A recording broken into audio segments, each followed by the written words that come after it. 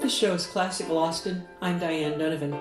I've been hearing about a new performance space, namely Adam's Music House, and I wanted to know a little bit more about it, especially since there's a concert coming up on Sunday, March the 25th at 4 p.m. that will feature the artistic director of Adam's Music House, pianist Dr. Anthony Tobin. He was kind enough to show me around the house, which is in a residential area on the east side, and it has indeed a beautiful listening room with grand piano and a couple of other rooms for teaching and master classes, etc. The program he will be presenting on the 25th will be an all Debussy program in honor of the 100th anniversary of the composer's passing. This is to celebrate Debussy's life through his music. We'll hear excerpts of our conversation. Welcome to Classical Austin, Dr. Anthony Tobin. Well, thanks so much, Diane. It's great to be here. Really appreciate this. Adam's Music House is really an exciting new thing that we started. We hope to have performances. We hope to have master classes. I've given several master classes, and we have some guest people coming. Sophia Gilmson will be doing one for us on April 14th at 2 o'clock. That's a Saturday. And we'll continue that. And I also do some teaching here as well. But we have a wonderful collection of hundreds and hundreds of scores, of books, biographies, and books about music and pedagogy. And we want to be a real resource for the community where people can come and study and use the materials. I mean, when I was growing up, it was wonderful to go to a record store and, look at this beautiful artwork and read about the music and kind of choose it and then go home, listen to it, and then try it on the piano. Joe Bratcher also is the partnership here, and one who owns the house. We both love to do that, and so we want to emulate that kind of experience here at Adam's Music House. So it sounds like part performance-based, part teaching gallery, part almost even library, I assume, for students who are interested. Absolutely, yes. There's a huge sort of archival library component. We really want people to come and use it. In fact, we have a fellowship that we're offering for the works of Mettner. They'll learn 30 minutes of music of Mettner and then give a 30-minute sort of lecture demonstration about Mettner. We're very excited to be offering that. When did this open, Adam's Music House? We really only acquired the house a year ago in March, and I started this full-time in May. And you mentioned the pianos. I didn't even mention those. We have two wonderful Bösendorfer pianos, and we have a Yamaha upright also, which is very good for studio teaching for younger students as well. But we're just getting off the ground this year, and this fall we had quite a few events, and we've had quite a few events this spring. February 24th, we had students from Texas A&M International University come up, and I gave a long master class for 5 of them, and we went and we ate, and it was a wonderful experience for everybody, I think. So we want to be a real resource and a meeting place. If a classical music group wants to have a place to meet, we might want to be a place for that. You're a Steinway recording artist, and you recorded a Debussy, all Debussy album within the last few years. So I'd like to ask you, before you tell me what's on the program, what is the most significant thing in classical music that Claude Debussy left us, the most unique thing in his composing? Well, it's interesting you mention that, because, very recently, unfortunately, we had the passing of Elliot Anakolitz, who had been my thesis advisor for my Debussy Preludes project. And he highlighted how Debussy really took us from Wagner. And for so many composers, he provided a path for music to continue, for Ginastera, for Bartók, for all these composers. Whereas maybe the Viennese were going to take it a certain way with this atonal music and 12-tone, and Debussy provided a path. And so for me, I think that's his greatest legacy, is that he opened up music for the 20th century to evolve in a different way.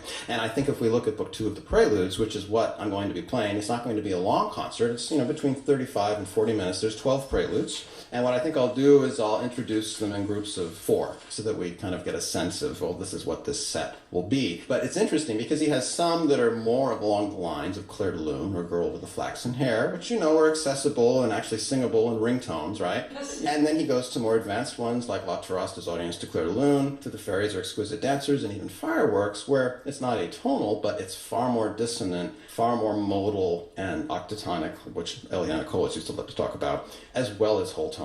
So for me, I've played all these Debussy things. For me, the Preludes, and especially Book 2, is kind of the epitome. And to be able to play this on the 100th anniversary of when he died, like you said, it's a celebration of him and the music. It's not, celebrating the death. But it's a very special thing. This is Classical Austin. You're hearing excerpts of a conversation I had with Dr. Anthony Tobin, who will be performing a Debussy concert on March 25th. Let's listen to him perform one of those more accessible pieces by Debussy. Here's The Girl with the Flaxen Hair.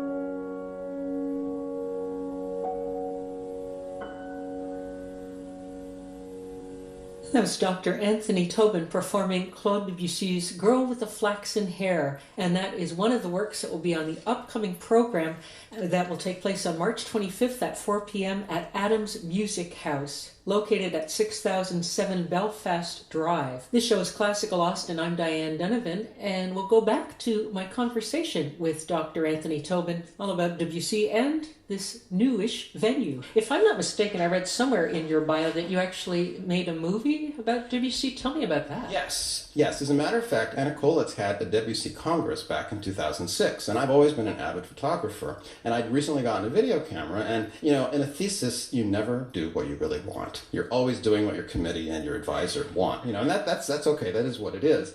But I always wanted to do something a bit different, and when I saw all these world experts for Debussy coming to Austin, I decided, well, why not try to interview them? So I did, and then during performing trips to Europe, I would duck away and go to Paris for a few days and do research and shoot. And so, yes, I have a 45-minute film. It showed at the Georgetown Festival of the Arts a few years ago. Yeah. I've shown it on tour in Europe, both in the Netherlands and in Switzerland. And I also showed it at Tammy U down in Laredo. I'm making another one now. It'll be a little bit different, but on Debussy, it's still taking shape. In fact, I'll be going back to Paris in April to do a little bit more work on it. April in Paris, you poor thing.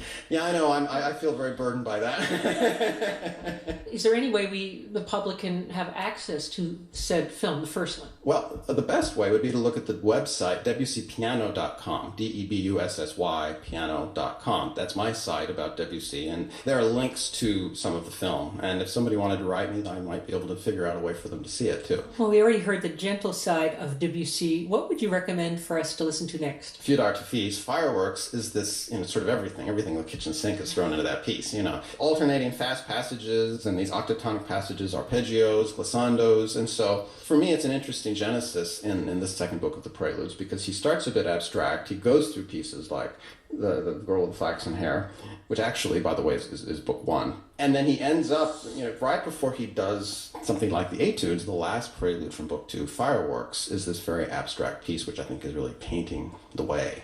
So you get both sides of the coin, throughout, kind of alternated throughout these preludes.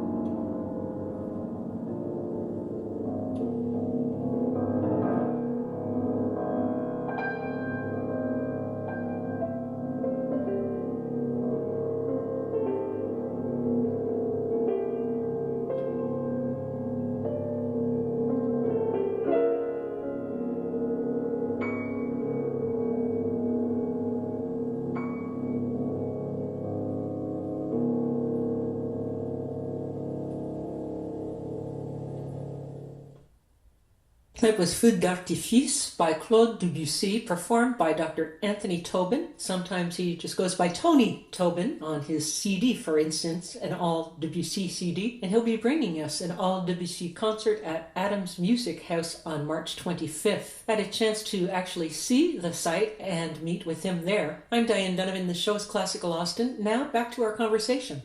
Just tell me the short version of your bio. Where did you grow up? Why did you fall in love with music? Why classical? Why piano? Well, that's an interesting thing. I actually went around a lot. I was born in Salt Lake City and went to kindergarten in Colorado Springs and lived in Superior, Wisconsin. But I mainly grew up in Ithaca, New York. And at one point, I was able to study with a teacher at Ithaca College there who was wonderful. This is one of the reasons I'm still playing now. And she actually had a great passion for French music. And so she had me start Reflections on the Water when I think I was 12. Wonderful, amazing piece. And then she was the one of all things that got me started on the Debussy Preludes with Fireworks, the last one. And that's kind of a specialty of mine. And I think for that reason, the seeds were planted. Ithaca was a very interesting community, artistically and in every regard. We had all kinds of people from around the world. Carl Sagan lived down the street. The forte pianist Malcolm Bilson was someone I studied with. Hans Beda, Roald Hoffmann, all these, old guard. No, it was a really very stimulating environment. And so apparently, I remember listening to Beethoven. I'm the record player. My mom would play these things. And I actually wanted to study the violin of all things, but she wouldn't buy me a violin. After about a year, she got me a piano. And it was a little bit, I wanted a violin, I got a piano, but I was happy to be playing something, And really, throughout school, I either was going to be a doctor or I was going to play the piano. At what time did that veer off? Well, I think the piano was always strongest, it always was strongest, but I always thought, this would be my backup. Once I got into junior high and with this teacher that I mentioned, Marianne Covert at Ithaca College, that she was such an inspiration that it became clear I wanted to follow that. Well, so after I studied with Marianne Covert at Ithaca College, when I graduated from high school, I studied briefly with Malcolm Bilson at Cornell, which was wonderful, and I grew up hearing him play forte piano, so I like to play a lot of Mozart on forte piano. But then I was very fortunate. I went to the Eastman School of Music in Rochester, and he had concerts, and the people that I got to hear were just so, that was one of the greatest values. The coursework was wonderful, but to see those musicians was probably the best value of that. And then one of the reasons I'm still playing today is I got my master's at USC with Daniel Pollack, who was at the competition in Moscow with Van Cliburn. He didn't win, but he'd studied with Rosina Levine. He was one of her assistants, and so the old Russian school is how I approach the teaching and approach the piano, and I wouldn't be playing today, I don't think, if I hadn't studied with him. My senior year at Eastman was Anton Nell's first year. Robert Freeman had stolen him from Texas and brought him up.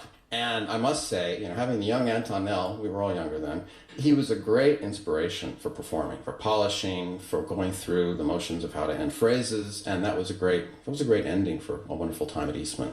And at UT, I was very fortunate to work with Greg Allen, and of course, it was wonderful to work with Elliot Anakolitz on the thesis, and I took all sorts of classes, this Bartok Quartet class, and all kinds of things. And so it was an interesting experience here as well. The concert will take place at 4 p.m. at Adams Music House, which is on 6007 Belfast Drive in Austin. And I think it seats about... We can actually seat as many as 34 right now. We ultimately plan to expand and have a bigger performance space, but for now, the one Berzendorfer fits in this room nicely, and it's like a salon, intimate gathering, which really is what these pieces were supposed to be.